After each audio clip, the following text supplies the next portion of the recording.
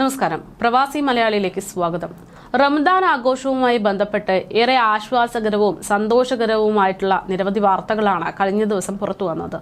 എന്നാൽ ഇതിനിടയിൽ ഏറെ നിരാശ തോന്നുന്ന, പേടി തോന്നുന്ന, വേദനിപ്പിക്കുന്ന ഒരു റിപ്പോർട്ട് കഴിഞ്ഞ ദിവസം തന്നെ പുറത്തു വരികയുണ്ടായി. അതായത് വിശ്വാസികളുടെ ഏറ്റവും പുണ്യദിനമായിട്ടുള്ള ആ ഒരു ദിനത്തിൽ ഒരു അരും കൊലയാണ് നടന്നിരിക്കുന്നത്. അതായത് മക്കയിൽ തന്നെയാണ് ഈ ഒരു കൊലപാതകം നടന്നിരിക്കുന്നത് എന്നത് ആളുകൾക്ക് ഏറെ ഞെട്ടലുണ്ടാക്കുന്ന ഒരു കാര്യമാണ്. മക്കയിൽ റമദാൻ ആഘോഷിക്കുന്നതിനിടയിലാണ് രണ്ടുപേരെ ഒരാൾ കൊലപ്പെടുത്തുന്നത്. രണ്ടാളെയും കൊലപ്പെടുത്തിയിരിക്കുന്നത് ഒരു യുവാവാണ്. കൊലപ്പെടുത്തിയ സംഭവത്തിൽ ഈ കൊലപാതകത്തിന്റെ പേരിൽ പ്രവാസിയായിട്ടുള്ള ഒരാളെ പോലീസ് അറസ്റ്റ് ചെയ്തു എന്നുള്ളതാണ് ഇപ്പോൾ പുറത്തുവരുന്ന വിവരം.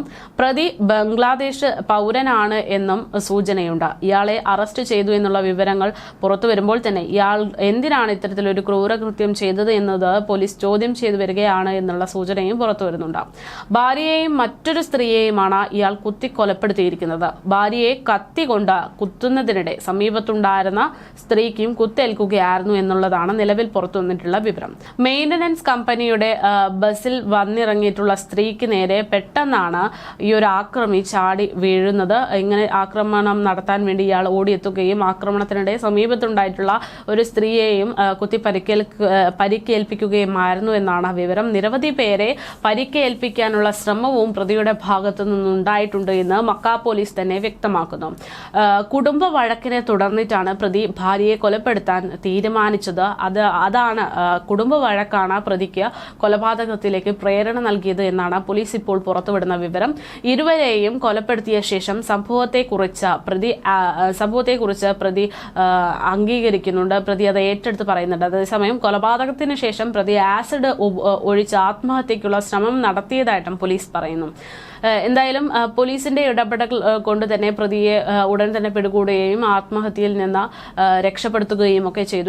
തുടർ നടപടികൾ നടന്നുകൊണ്ടിരിക്കുകയാണ് എന്ന് തന്നെയാണ് ഈ ഒരു വിഷയവുമായി ബന്ധപ്പെട്ട് പുറത്തുവരുന്ന വിവരം. അതേസമയം എന്താണ് ഇവർക്കിടയിൽ ഉണ്ടായിരുന്ന തർക്കത്തിന്റെ പ്രധാന കാരണം എന്നത് ഇതുവരെ വ്യക്തമായിട്ടില്ല. എന്തായാലും വിശ്വാസികളുടെ പുണ്യനാളിൽ നടന്ന ഒരു കൊലപാതകം, അതും മക്കയിൽ നടന്ന ഒരു കൊലപാതകം എന്നത് ഒട്ടുമിക്ക ജനങ്ങൾക്കും ഒട്ടുമിക്ക വിശ്വാസികൾക്കും ഒരുപാട് അസ്വസ്ഥതകൾ ഉണ്ടാക്കി എന്ന് തന്നെയാണ് മനസ്സിലാക്കാൻ സാധിക്കുന്നത്. കഴിഞ്ഞ ദിവസം വലിയ ആഘോഷങ്ങളുടെ വേദി തന്നെയായിരുന്നു UAE എന്ന് പറയുന്നത്. UAE രാവിലെ 6:30 മുതൽ തന്നെ വിവിധ എമിറേറ്റുകളിലെ പള്ളികളിലും ഈദ്ഗാഹുകളിലും ഒക്കെ നടന്നിട്ടുള്ള പെരുന്നാൾ നമസ്കാരത്തിൽ സ്ത്രീകളും കുട്ടികളും അടക്കം ലക്ഷങ്ങളാണ് പങ്കെടുത്തിരുന്നത്. മിക്കയിടങ്ങളിലും പള്ളികളുടെയൊക്കെ അകത്തളം നിറഞ്ഞ് കവിഞ്ഞ് പ്രാർത്ഥനാ നിര റോഡുകൾ വരെ എത്തുന്ന ഒരു സാഹചര്യമായിരുന്നു. നമസ്കാരത്തിന് ശേഷം പരസ്പരം ആശ്ലേഷിച്ച പെരുന്നാൾ ആശംസകൾ നേർന്ന് എല്ലാവരും സന്തോഷത്തിൽ നിൽക്കുന്ന ഒരു സമയമായിരുന്നു. പട്ടിണി കിടക്കുന്നവർ സമൂഹത്തിൽ ഉണ്ടാകാതിരിക്കാൻ വേണ്ടി